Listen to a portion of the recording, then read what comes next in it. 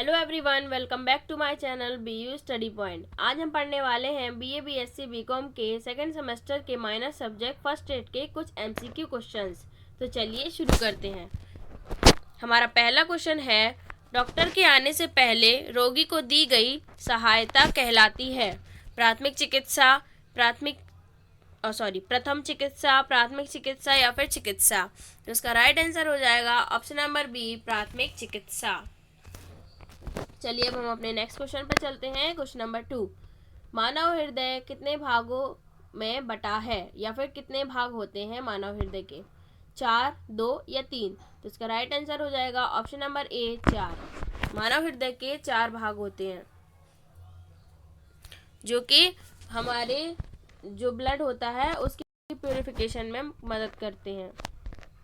चलिए हम अपने नेक्स्ट क्वेश्चन पर चलते हैं। क्वेश्चन नंबर 3, मानव हृदय 1 मिनट में कितनी बार धड़कता है? हमारे ऑप्शंस हैं 77 बार, ऑप्शन नंबर बी है 72 बार, ऑप्शन नंबर सी है 38 बार। तो जो मानव हृदय है वो 1 मिनट में 72 बार धड़कता है। कितनी बार? 72। अब हम अपने नेक्स्ट क्वेश्चन पर चलते हैं। क्वेश्चन नंबर 4, मानव शरीर में श्वास नली की लंबाई कितनी होती है? हमारे ऑप्शंस हैं 10 से 11 सेंटीमीटर, ऑप्शन नंबर बी है 12 से 18 सेंटीमीटर, ऑप्शन नंबर सी है 10 से 15 सेंटीमीटर। तो इसका राइट आंसर हो जाएगा ऑप्शन नंबर ए, 10 से 11 सेंटीमीटर। क्या? 10 से 11 सेंटीमीटर। जो हमारी श्वास नली होती है उसकी लंबाई 10 से 11 सेंटीमीटर होती है। चलिए अब हम अपने नेक्स्ट क्वेश्चन पे चलते हैं। सामान्य मानव का सामान्य बीपी रेट कितना होता है? एक सामान्य जो ह्यूमन होता है, नॉर्मल ह्यूमन होता है, उसका बीपी रेट कितना होता है? तो हमारे ऑप्शंस हैं 120/90, ऑप्शन नंबर बी है 128/80, ऑप्शन नंबर सी है 120/80। तो हमारा राइट आंसर हो जाएगा ऑप्शन नंबर सी, 120/80। चलिए अब हम अपने नेक्स्ट क्वेश्चन पर चलते हैं। क्वेश्चन नंबर 6, डैश चोट गर्मी तथा रासायनिक कारकों के कारण लगती है? ऐसी कौन सी चोट है जो कि रासायनिक कारकों के कारण, मतलब अगर हमारे हाथ पे या कहीं किसी भी बॉडी पार्ट पे एसिड गिर जाए या फिर हमारे कोई भी बॉडी पार्ट गैस वगैरह के कारण जल जाए, आग से जल जाए मतलब, तो उसमें ये कौन सी जलन कहलाएगी या फिर कौन सी चोट कहलाएगी? क्या ये जलन कहलाएगी, क्या ये बहने वाली चोट कहलाएगी या फिर कटी चोट? तो देखिए जलन ही कहलाएगी वो। ऑप्शन नंबर ए जो है वो इसका राइट आंसर हो जाएगा। चलिए अब हम अपने नेक्स्ट क्वेश्चन पर चलते हैं। क्वेश्चन नंबर 7, बुखार मापने की मशीन क्या कहलाती है? स्ट्रेटोमीटर, थर्मोमीटर या थर्मामीटर? तो देखिए बुखार नापने की मशीन जो है वो थर्मोमीटर कहलाती है, थर्मामीटर नहीं। आप सोच रहे होंगे थर्मो और थर्मा, तो इसमें थर्मोमीटर। ऑप्शन नंबर बी हमारा राइट आंसर हो जाएगा। अगर आपको मेरा वीडियो पसंद आ रहा है तो इसे लाइक कीजिएगा और मेरे चैनल को सब्सक्राइब कीजिएगा। चलिए अब हम अपने नेक्स्ट क्वेश्चन पर चलते हैं। क्वेश्चन नंबर 8, एम हेल्थ क्या है? ये एक डिवाइस है, मोबाइल हेल्थ केयर है या मोबाइल हेल्थ केयर डिवाइस है? तो हमारा ऑप्शन नंबर सी जो है वो करेक्ट हो जाएगा, ये एक मोबाइल हेल्थ केयर डिवाइस है।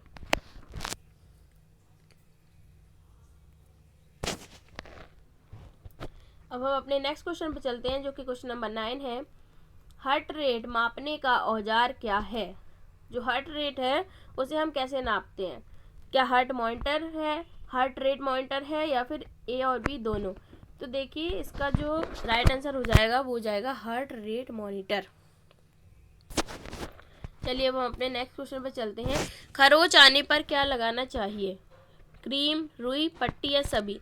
तो देखिए जब हम कहीं गिर जाते हैं या हमें लग जाती है तो हमारे बॉडी पार्ट कहीं पर जिसमें खरोंच आ जाती है तो उसमें हमें क्या क्या लगाना चाहिए? क्रीम भी लगानी चाहिए, रुई लगानी चाहिए, पट्टी, इन सबको एक साथ ही तो यूज़ करते हैं ताकि हमारा दर्द रुक सके और हमारा घाव जल्दी ठीक हो सके। तो इसका राइट आंसर हो जाएगा ऑप्शन नंबर डी, सभी। चलिए अब हम अपने नेक्स्ट क्वेश्चन पर चलते हैं। क्वेश्चन नंबर 11, बायां फेफड़ा दाएं फेफड़े की तुलना में होता है।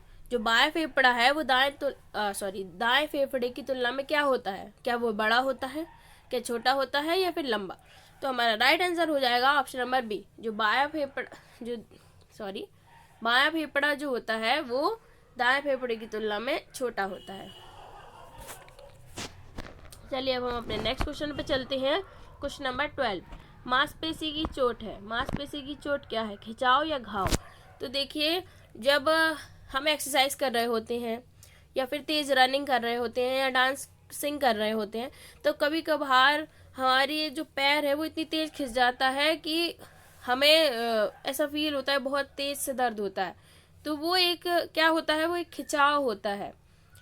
तो मांसपेशी की चोट क्या कहलाएगी? खिंचाव। हमारा राइट आंसर हो जाएगा ऑप्शन नंबर ए। चलिए अब हम अपने नेक्स्ट क्वेश्चन पर चलते हैं। क्वेश्चन नंबर 13, कुत्ते के काटने से कौन सा रोग होता है? कुत्ते के काटने से कौन से रोग होते हैं? क्या मधुमेह है, क्या बुखार, या रेबीज? तो देखिए, कुत्ते के काटने से जो होता है बीमारी, उसे हम रेबीज कहते हैं। कुत्ते की जो लार होती है उसमें जहर होता है, इसीलिए ये जो बीमारी है वो फैलती है। इसका टीकाकरण करवाया जाता है, जिसके कारण इस बीमारी को रोका जाता है। चलिए हम अपने नेक्स्ट क्वेश्चन पर चलते हैं। क्वेश्चन नंबर 14, मांसपेशी की चोट है। मांसपेशी की चोट क्या है?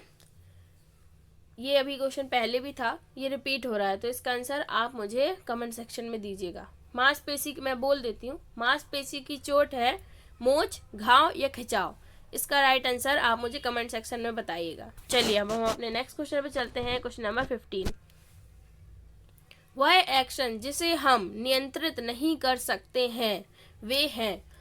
ऐसे एक्शंस जो हमारी बॉडी द्वारा किए जाते हैं जिन्हें हम नियंत्रित मतलब कंट्रोल नहीं कर सकते हैं, वो कौन से होते हैं? इनकंट्रोलेबल, या इनवॉलेंटरी, या इनएक्शन? तो देखिए, जिन एक्शंस को मतलब ऐसे कार्य जो हमारी बॉडी करती है जिन्हें हम कंट्रोल नहीं कर सकते, जैसे कि दिल का धड़कना हो गया, सांस लेना, इन्हें हम कंट्रोल नहीं कर सकते। अगर आप अपनी सांस को रोकने की कोशिश भी करेंगे तो मुश्किल से आप 30 सेकेंड्स ही रोक पाएंगे, 30 सेकेंड ही रोक पाएंगे अपनी सांस को, बट उससे ज़्यादा तो नहीं रोक पाएंगे। तो ये हमारे बॉडी के जो होते हैं, ये इन्हें इनवॉलेंट्री एक्शंस कहा जाता है, जिन पे हम अपना नियंत्रण नहीं रख सकते। हाथ है आपका, इसे आप कैसे भी मूव कर सकते हैं, क्योंकि ये आपका वॉलंटरी एक्शन है, मतलब आप इसे कंट्रोल कर सकते हैं।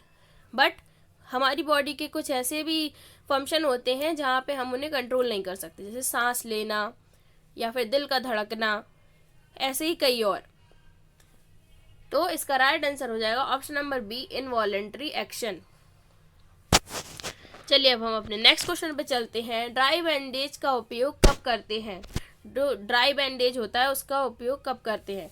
रक्त साफ करने को, रक्त पर रखने को, या रक्त रोकने के लिए?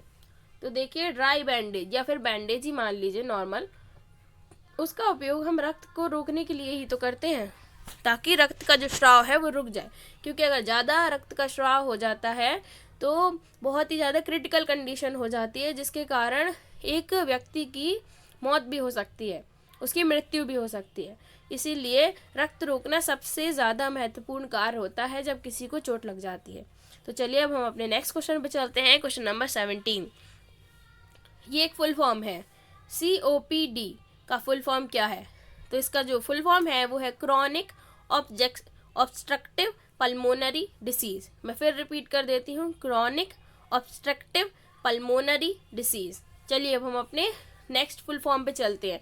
फुल फॉर्म्स काफ़ी इंपॉर्टेंट है, आपको ये ज़रूर पढ़ के जाना चाहिए, क्योंकि एग्ज़ाम में मोस्टली जो है फुल फॉर्म्स आते ही हैं।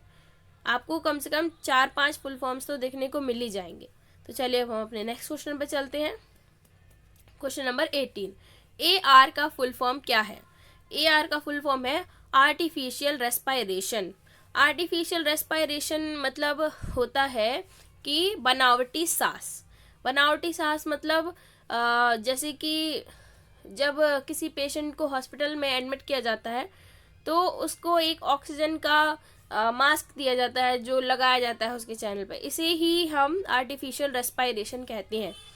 और ये काफ़ी ज़रूरी होती है क्योंकि जब कोई इंसान एडमिट होता है हॉस्पिटल में तो उसकी बॉडी इतनी वीक हो जाती है कि वो उस गति से सांस नहीं ले पाता है कि उसे नॉर्मल लेवल पे जितनी ऑक्सीजन उसे लेनी है अंदर वो उतनी ले सके। इसीलिए उसे आर्टिफिशियल रेस्पिरेशन की मदद से सांस लेने में मदद की जाती है। तो चलिए हमारे ये क्वेश्चन यहीं तक थे। अगर आपको मेरा वीडियो पसंद आया है तो इसे लाइक कीजिएगा, मेरा चैनल को सब्सक्राइब कीजिए। Thank you for watching.